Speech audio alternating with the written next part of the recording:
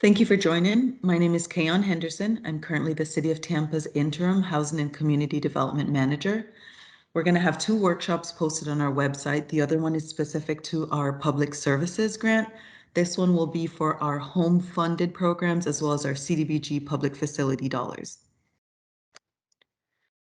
So just given a bit about what we'll talk about today, we're going to just touch on the application, what that award process looks like, the funding sources and what we have available for each of those funding sources, what some of those key requirements are, what we're really looking at to be submitted as part of that application, some of the needs that we're looking at within our community and what might be priority, the guideline review, a little bit about what the role of that reviewer looks like, just so you as the applicant would know, the scoring criteria and how they would see things to score it, our citizen participation plan, and just give a brief timeline for the RFA process. So overall, if you've done some of the applications with us, we have the typical application and award process. The RFA has been released. As a result of COVID, we have gone away this year and last year from the mandatory workshops. And so we are posting this on the website so that everyone can view and really submit those questions to us. We have the application review where those reviewers will come in and view the application. We have the award notification, the draft action plan, the public comment period, go to council for the action plan to be adopted July 29th. Then we have a technical assistance workshop. That one is mandatory. That one is when you have been awarded. And so we're now going over the agreement with you so that we can finalize a grant agreement. And then we look for the award agreements to start October 1st of this year. So the funding sources I mentioned, it's going to be CDBG and home. Really, the CDBG dollars, we have about $1.5 million that's available. That is community development block grant where we're allocated those funds from HUD, and it's really to help those who are low and moderate income households. And then we have the Home Investment Partnership Program. And again, that really does include some of that building and buying and rehabbing of affordable housing for rent or homeowners, and really providing that direct assistance, again, to those who are low to moderate income individuals and households. In both programs, we're looking to benefit those who are at 80% or below of the area median income. So for CDBG, we have approximately 1.5 million, and for home, we have approximately 1 million. So the minimum funding request that we're looking for is 100,000, and the maximum request being $1 million. We are requiring a 50% match for either of the 2 programs, and we're looking for some financial viability and just really capacity of your organization. And so when we say that we're looking for financial viability, we are looking for that organization that can operate for a minimum of 90 days, pending reimbursement without financial hardship, demonstrate and consist cash flow to manage at least the project that they're applying for, and have a separation of duties for personnel and time allocations so that that can clearly be seen should you be funded. We are looking also for those applicants, if they were to be funded, that they can provide us during that workshop, that technical assistance workshop. We can get a project budget that's based on pending grant award amount, policies and procedures. We understand that these might be some new projects, so some of this might not be upfront, but at the time, if you were awarded, we would be looking for some of this information and really some sample client files and any other documentation that we might need to be able to deem that person eligible for the program that you're requesting for. We're looking for applicants to really have a strong capacity. We want to see that they can demonstrate adequate management, fiscal controls, and staffing capacity within the organization for the proposed project that you're doing. And so if you're going to have a general contractor, that person should be under contract and not propose all the way through, even when we get to the technical assistance workshop. So again, we understand that some of this on the back end might not be there, but at the time that you should be notified that you're being awarded or you're considered for being for an award, then we will be looking for some of that more specific information for the project that you're proposing.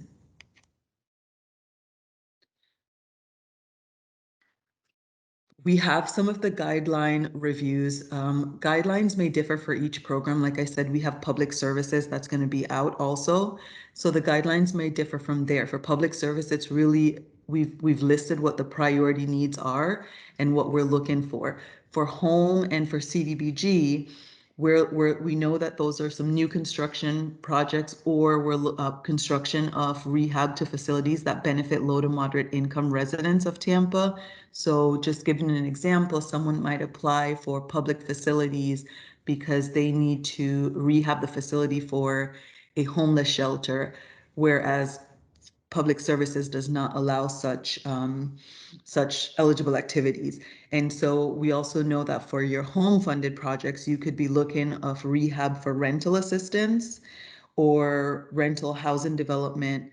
And we're looking for you to put in your application, if you are doing some rental housing development, if that's going to trigger URA or not, whether or not we are going to, you're proposing to do substantial repair to homes, to homeowner rehab, and whether or not that's going to trigger displacing someone, that's also part of your application. We are looking for people to put in their application what your experience might be with Davis-Bacon and environmental reviews, as these are construction projects. Those are going to be really important things to pay attention to, because we'll have to make sure that compliance is met throughout as we do the projects if you're awarded.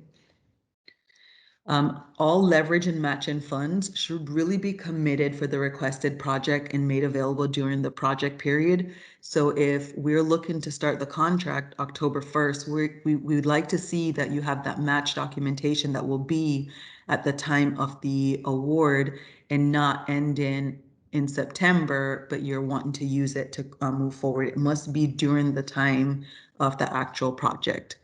The responses are due by 5 p.m. Eastern Standard Time, Wednesday, June 25th. It must be through Zoom Grants. If you currently have a Zoom Grants login information already, there's no need to create a new one. When you go in, you'll be able to see the application.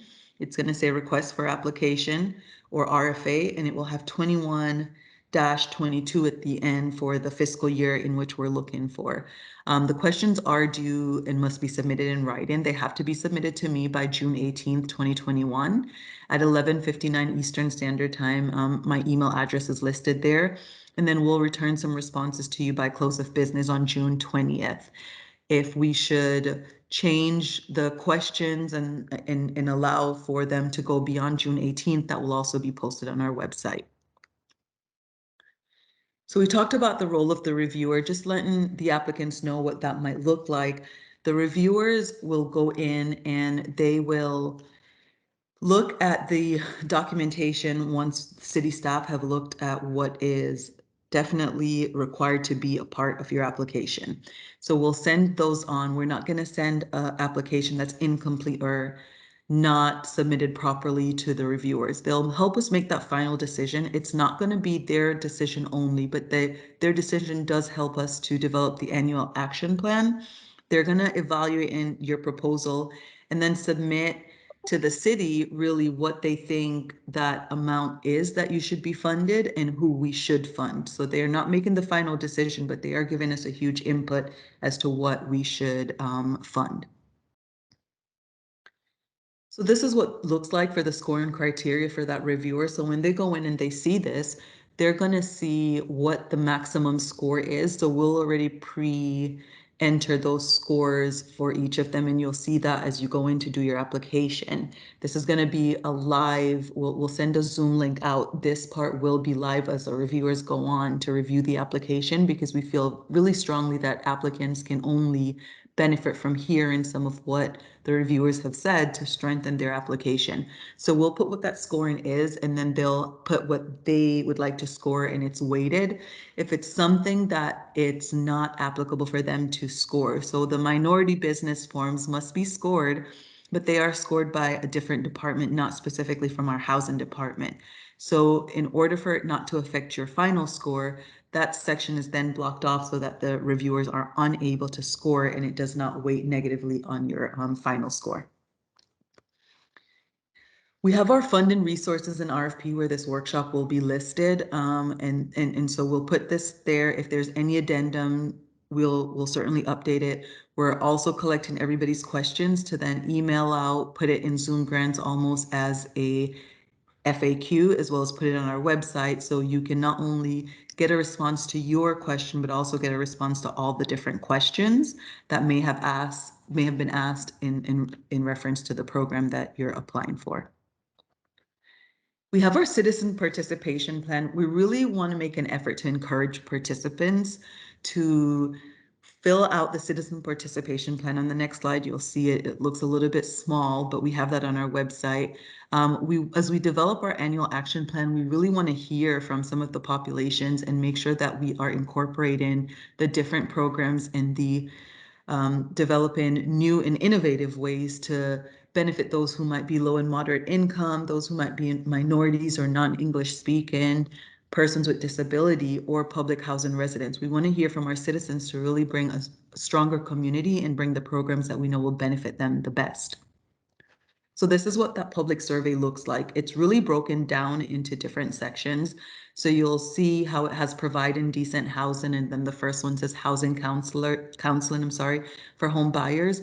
And so we're just looking for someone to say, is that a very low need? Is it a low need, a moderate need, high need, or a very high need? This really helps us to develop our annual action plan, like I said, and help us to develop really strong programs so that we're really bringing those programs that the community needs to their area.